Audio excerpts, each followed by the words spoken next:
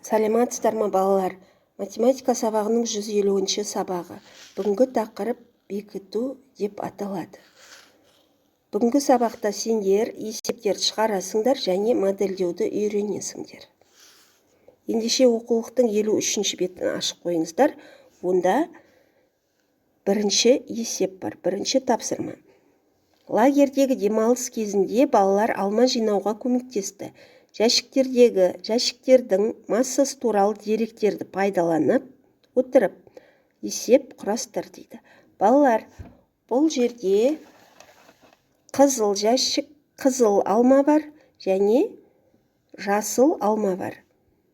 Енді бұл жерде мынандай есептер құрастыруға болады. Мысалы, балалар 2 жәшік қызыл алма және 3 жәшік көк алма жинады. Демек, барлығы қанша алма жинады деуге болады. Сонда мынадай есеп шығады, өрнек шығады. 12-ні көбейтеміз 2-ге, яғни қызыл жәшіктен 2 алма жинаған болса, сол секілді 9-ді көбейтеміз 3-ге, 2 өрнекті қосамыз. 12 көбейту 2, қосу 9 көбейту 3. Сонда 24-ге 27-ні қосқанда жалпы массасы 51 килограмм болды. Міне осылайша әртүрлі ауызша есептер құрастыруға болады екен. Сонда формулаға қарайық, жалпы массаны табу үшін массаны көбейтеміз санына. Түсінікті ме?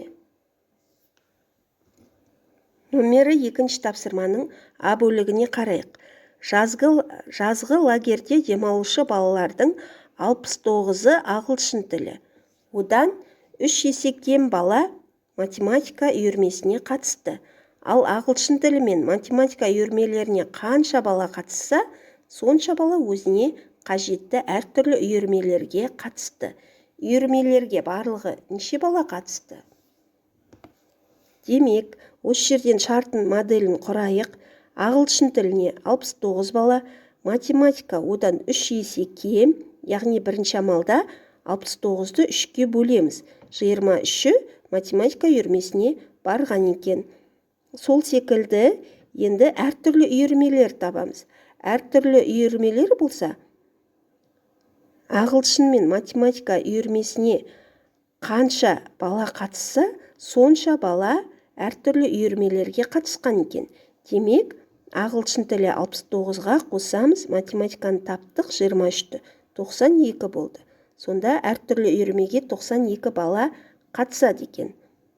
Енді балалар барлығын табуымыз керек. Яғни, ағылшын тілі, математика, сол сияқты әртүрлі үйірмелерге қатысқан балаларды табамыз.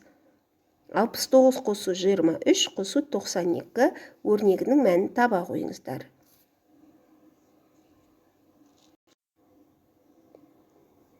Балалар, есептің Ә бөлігіне қарайық, 2-ші есептің. Жазғы лагерде демалушы 145 баланың 24-ті сахналық қойылымға қатысты. Олардан 2 есе артық бала би биледі және қалғаны көрермен болды. Неше бала көрермен болды? Демек, шарттын құрайық.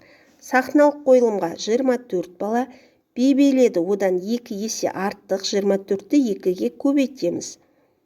Және қалғаны көрермендер, барлығы 145 белгілі.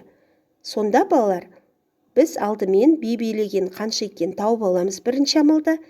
Екінші амалда барлығы 145-тен азайтамыз сахналық қойылым мен би билеген балалардың санын. Кәнеке, өрнектің мәнін таба қойыңыздар. Кім шапшаң екен? Номері 3-ші тапсырмаға назар аударайық. Кесте бойынша есеп құрастыруымыз керек және оны шығаруымыз керек. Бір затқа жұмсалған шығын белгілі, заттардың саны белгілі, жалпы шығын белгілі. Жалпы шығынды табу үшін бір затқа жұмсалған шығынды санына көбейтеміз. Бұл жерде балалар не берілген? Жейде берілген және белдемше берілген. Жейденің біреуіне 1 метр 10 сантиметр кетеді екен. Жейде 1 метр 10 сантиметрден 5 дана. Ал белдемше 70 сантиметрден 6 дана. Барлығы қанша сонда? Сонда біз көбейту амалын қолданамыз. 1 метр 10 сантиметр көбейтеміз 5-ке, өйткені ол 5 дана. Қосамыз 70 көбейту 5. Сонда 550 сантиметр қосу 420 сантиметрге тең болды. Барлығы 970 сантиметр болды. Ал енді жауабына келгенде 970 сантиметрді метр мен сантиметрге өрнектеп аламыз. Сонда 9 метр 70 сантиметр барлығы жұмсалған екен. Түсінікті ме? Балалар, ауызша есепке келейік. Диаграмма бойынша жазғы лагерде демалған балалар туралы мәлімет берілген екен. Диаграмма бойынша сендер сұрақ құрастырып, оны достарыңызға қою керексіңіз. Кәнекей, қандай сұрақтар құрастыруға болады? 1 маусымда қанша бала лагерде демалды деуге болады, солай ма? Немесе лагерде барлығы қанша бала демалды деуге болады. Немесе қай маусымда бала саны аз болды? Яғни 2 маусымда 160 бала демалған екен. Қай маусымда бала саны көбірек болған? 240 маусымда, солай ма? Енді тағы бір маусым мен 2 маусым салыстырайық. 3 маусымдағы бала саны, демалушы бала саны 4 маусымдағы балалар санына қарағанда қанша артық болды деуге болады. Түсінікті ме? Балалар, номер 5 тапсырма бізге кеңінен таныс. Дегенмен үлгі ретінде көрсетіп қойдым, қараймыз. 112 сантиметрді 5-ке көбейтеміз. Шамаға назар аудармай көбейтіп аламыз. 560 болды. Қасына бірлігін, яғни шамасын жазып қоямыз. 322-ні 3-ке көбейткенде де 966 қасына метр деп жазып қоямыз. Бөлуге келгенде қараймыз. Екінші бағынға қарайық. 14 сантиметр 7 миллиметр. Оны біз 147 миллиметр деп миллиметрге айналдырып алдық. 147-ні 7-ге бөлеміз, 21 миллиметрге тең болды.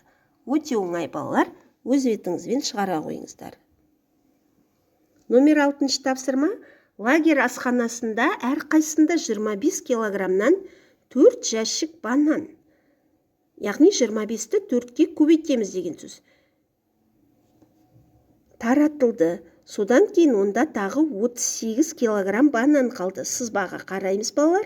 25 килограммнан 4 жәшік банан және қалыпты 38 банан. Сонда асханаға барлығы неше килограмм банан болған еді? Демек, біз 25-ті 4-ке көбейттіп, оған 38-ді, қалған 38-ді қосамыз. Өрнектің мәнін таба қойыңыздар. Балалар, оқу тапсырмасы номер 7 тапсырма. А бөлігіне қарайық. Мен бір сан ойладым. Оны 5-ке арттырғанда 60 шықты. Мен қандай сан ойладым? Бұл есепті, балалар, теңдеу құру арқылы шығаруға болады. Мысалы, мен бір сан ойладым дегенді x деп аламыз. Оны 5-ке арттырғанда деген қосу 5 тең 60 шықты дейді. Енді өте қарапайым теңдеуді өз бетімізбен осылайша шығарамыз. Сіздерге, балалар, түсінікті болу үшін барлық өрнектерді, теңдеулерді құрып көрсетіп қойдым. Сендер тек осы қарапайым теңдеуді шығара қойыңыздар. Балалар, сабағымыз аяқталды. Назарларыңызға рахмет. Сау болыңыздар.